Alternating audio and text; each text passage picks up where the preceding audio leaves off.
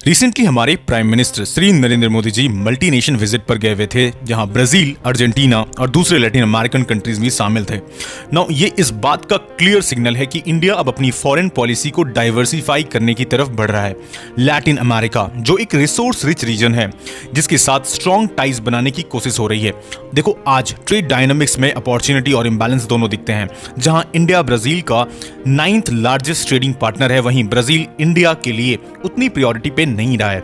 लेकिन ये बदलते रिश्ते ये भी दिखाते हैं कि इंडिया अपने ट्रेडिशनल एलाइज और नेबर्स के अलावा नए पार्टनरशिप को एक्सप्लोर कर रहा है, ताकि साउथ साउथ कोऑपरेशन में एक मेजर प्लेयर बन सके। तो आइए इस लेक्चर में हम इन डिटेल डिस्कस करते हैं about the growing strategic shift in India's diplomacy towards Latin America. So many things to understand in this lecture, but before that,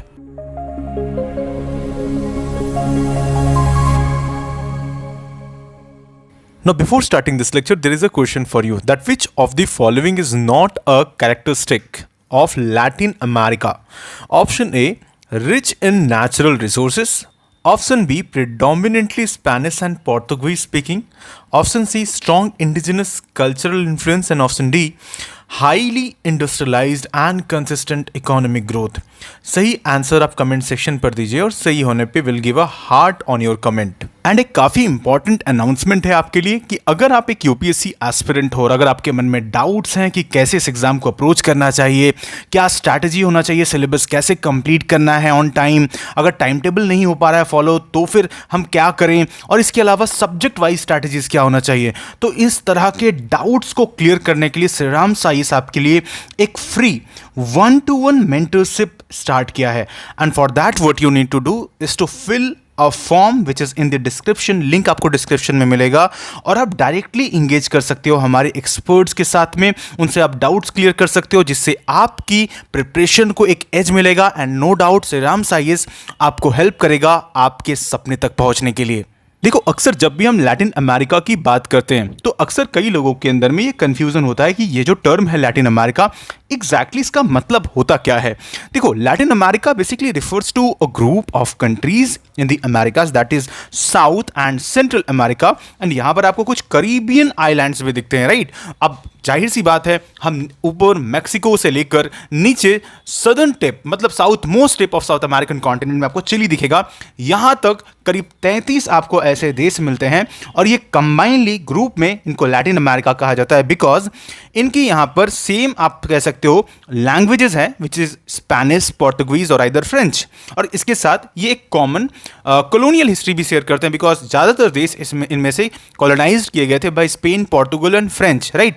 and predominantly यहाँ पर कैथोलिक्स ज़्यादा पाए जाते हैं, तो कल्चरल एलिमेंट्स भी यहाँ पर सिमिलर आपको दिखते हैं।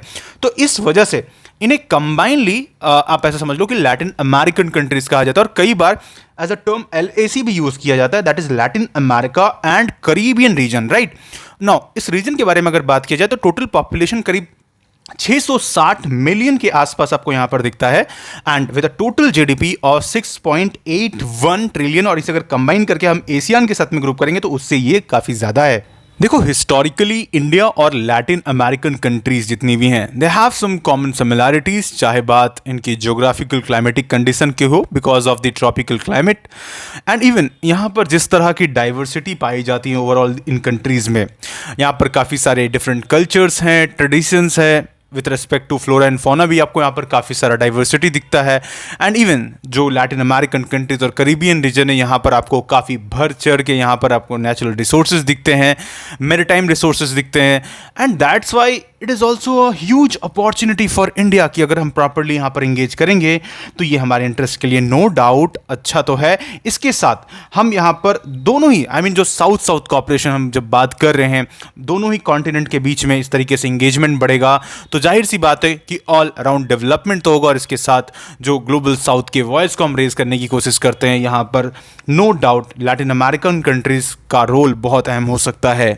नो पोस्ट इंडिपेंडेंस, चाहे बात भारत की हो या एलएसी कंट्रीज की हो, यहाँ पर आपको थोड़ा डिस्परेशन दिखता है, थोड़ा डिस्परेट सिचुएशन दिखता है। इसका कारण क्या है? देखो, एक तरफ लैटिन अमेरिकन स्टेट्स थे जो काफ़ी ज़्यादा इन्फ्लुएंस्ड थे bye American hegemony that time, right. And दूसरी तरफ में इंडिया, देखो इंडिया ने इनिशिएट किया था नॉन अलाइन मूवमेंट का। जब दो ब्लॉक में बढ़ गया था पूरा दुनिया, एक तरफ आपको डेफिनेटली यूएसएसआर दिखता है, दूसरी तरफ में आपको यूएस दिखता है, राइट, और उसके सारे वेस्टर्नाइज जितनी भी थी। तो वो जो मतलब ब्लॉक में बढ़ा था, तो उसमें हमने क्या लिया, कहा था कि we are not align to any of the party, right. तो वो चीज़ हमें दिखता है, ऑल दो इंडिया का थोड़ा मतलब सोवियत यूनियन की तरफ में टिल्ट दिखता है, राइट। बट ओवरऑल जब हम देखते हैं, इंडिया ने हमेशा एडवोकेट किया पॉलिटिकल कॉपरेशन के रेस्पेक्ट में। जब बात करते हैं तो India always supported Latin American countries in their efforts to reduce western influence and gain specifically autonomy. And इसी चीज़ की हमें मिसाल दिखती है जब 1968 में prime minister Indira Gandhi visit करती हैं लैटिन अमेरिकन कंट्रीज। टोटल वो 8 देश जाती हैं और वहां पर उन्होंने एक टर्म भी कहा था, दैट वॉयज ऑफ डिस्कवरी। ये इस चीज़ को दिखाता है कि लैटिन अमेरिकन कंट्रीज और इंडिया के बीच में बॉन्ड स्ट्रांग रहा है। With respect to the significance of Latin America for India, तो ये काफ़ी ज़्यादा इंपॉर्टेंट हो जाता है, क्योंकि लैटिन अमेरिका का इंपॉर्टेंस काफ़ी ज़्यादा है और आने वाले वक्त में और भी ज़्यादा बढ़ेगा। चाहे बात इकोनॉमिक डाइवर्सिफिकेशन की हो, एनर्जी सिक्योरिटी की हो, या फिर टेक्नोलॉजिकल एंड इंडस्ट्रियल कॉपरेशन की हो, तो ऐसे में नो डाउट हम लैटिन अमेरिका की तरफ देखेंगे। एक एक करके अगर हम बात करें यहाँ पर, तो सबसे पहले the first thing that you have here is actually the economic aspect, right, the economic aspect. तो जब इकोनॉमिक एस्पेक्ट की बात करते हैं, तो फिलहाल के लिए जो हमारा ट्रेड है विद लैटिन अमेरिका, वो करीब 35.7 बिलियन डॉलर्स का है, जिसे हम चाह रहे हैं कि जल्द से जल्द वो 100 बिलियन डॉलर तक ये बढ़े। एंड जाहिर सी बात है, अभी हमारे प्राइम मिनिस्टर जब विजिट किए होंगे इन कंट्रीज़ को, तो जाहिर सी बात है यहाँ पर डील्स किए गए होंगे, ट्रेड के रिस्पेक्ट में बात किया गया होगा कि यहाँ पर ज़्यादा से ज़्यादा ट्रेड को हम बढ़ाएं। इसके अलावा एनर्जी सिक्योरिटी के रिस्पेक्ट में जब बात होती है यहाँ पर, तो देखो जो इम्पोर्ट है इंडिया का, स्पेसिफिकली क्रूड ऑयल, वो अराउंड 15 to 20% के आसपास आपको यहाँ पर दिखेगा। ओके, अब जाहिर सी बात है ये अगर बढ़ेगा धीरे धीरे करके, जैसे कि यहाँ पर ब्राज़ील है, मैक्सिको है, जो कि की सप्लायर्स हैं, तो जो हमारा रिलायंस है, मतलब जो हमारा बहुत ज़्यादा मतलब डिपेंडेंसी है on middle east and even Russia, तो वो थोड़ा यहाँ पर कमेगा, इससे बेटर हो सकता है। क्योंकि देखो जाहिर सी बात है, रशिया के बारे में जब हम बात करें तो ऑलरेडी वॉर में उलझा हुआ है, मिडिल ईस्ट में वॉर है, तो ऐसे में जाहिर सी बात है लैटिन अमेरिका एक अच्छा ऑप्शन बनता है। लेकिन दिक्कत क्या है, लॉजिस्टिक्स का प्रॉब्लम है, राइट, ट्रांसपोर्टेशन का प्रॉब्लम है, तो वो बहुत ज़्यादा कॉस्टली हो जाता है। और यहाँ पर ऐसा जो रूट है ये भी काफ़ी ज़्यादा हार्श है, it is not easy to reach actually Latin America, और काफ़ी ज़्यादा इन्वेस्टमेंट लगता है वहाँ पर, राइट। तो ऐसे में जो सस्ते तो हैं तेल, लेकिन अगेन लॉजिस्टिक्स की वजह से महंगे हो जाएंगे यहाँ पर, तो वो एक दिक्कत है, हम इसको कैसे मिटिगेट करते हैं, राइट। इसके अलावा अगला जो काफी इंपॉर्टेंट एस्पेक्ट है वो यहां पर हो जाता है with respect to lithium triangle, right, क्योंकि आपको यहां पर अर्जेंटीना दिखता है, इसके अलावा आपको मतलब लिथियम ट्रायंगल में चिली एंड बोलीविया, राइट।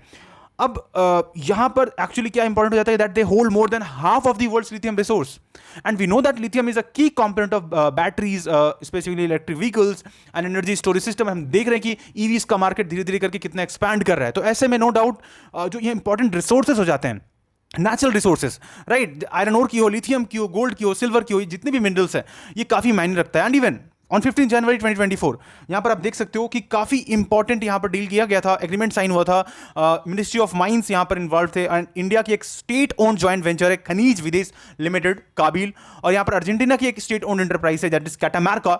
इनके बीच में एक 200 करोड़ का इन्वेस्टमेंट हुआ ताकि हम यहाँ पर 5 लिथियम माइंस को अर्जेंटीना में स्टैब्लिश करेंगे, जिससे इंपॉर्टेंट मिनरल सप्लाई बढ़ सके। तो ये कहीं ना कहीं हमारा यहाँ पर एज सच ओवरऑल इंगेजमेंट बढ़ा है, मतलब with respect to all this development, right.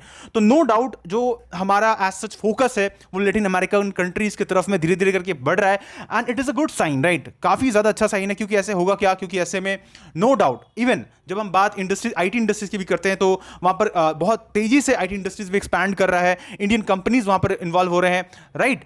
तो जैसे एस जयशंकर साहब ने काफी अच्छे से कहा that we live in a globalised era and we must know, मतलब now make sure that distance is no longer an impediment, कि अब डिस्टेंस जो है वो बीच का अड़ंगा ना बने। And modern logistics offers a collaborative possibility and so do modern communication. और ये चीज फिट बैठता है with respect to Latin American countries and India, क्योंकि हम इससे क्या होगा कि इंगेजमेंट को काफी तेजी से बढ़ाएंगे एंड नो डाउट आने वाले वक्त में इंडिया और लैटिन अमेरिका का रिलेशनशिप बढ़ते हुए हमें दिखेगा। By the way, what's your take on this? Do let me know in the comment section and I hope you understood this lecture. ये काफी इंपॉर्टेंट है आपके यूपीएससी के लिए एंड इससे एक क्वेश्चन बन सकता है आपके मेंस में भी। तो आपको इन सारे पॉइंट्स के बारे में पता होना चाहिए। You should be aware about all these points, all these developments and इसी तरह के और भी लेक्चर्स के लिए डू सब्सक्राइब टू श्रीराम सही अगर अभी तक आपने नहीं किया है। मिलते हैं अगले लेक्चर में। Thank you so much.